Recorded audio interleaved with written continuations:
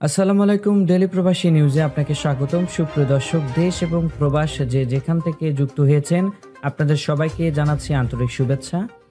সুপ্রিয় দর্শক, আজকের খবরে আলোচনায় থাকছে সৌদি আরবে গ্যাস বিস্ফোরণে নিহত 2 প্রবাসী বন্ধুর দাফন সম্পন্ন।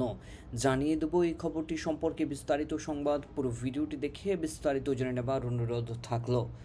সৌদি আরবে গ্যাস পাইপ বিস্ফোরণে নিহত ফেনী সোনাগাছিয়া চরচান্দিয়া গ্রামের 2 বন্ধু আব্দুল মোতালেব ও আশরাফ আলী এর দাফন আজ বৃহস্পতিবার সকালে সম্পন্ন হয়েছে।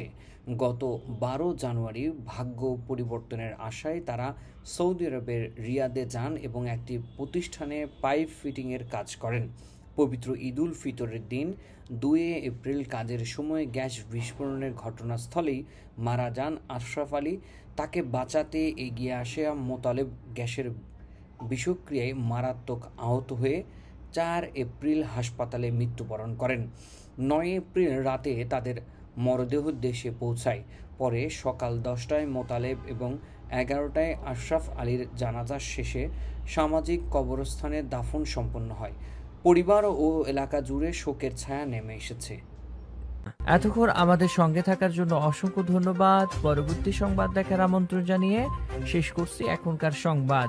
প্রতিদিন সৌদি আরবের গুরুত্বপূর্ণ খবর জানতে ডেইলি প্রবাসী নিউজ ইউটিউব চ্যানেলটিকে সাবস্ক্রাইব করে পাশে থাকা বেল বাটনটি প্রেস করে দিন, যাতে করে সৌদির পরবর্তী কোনো খবর মিস না করেন।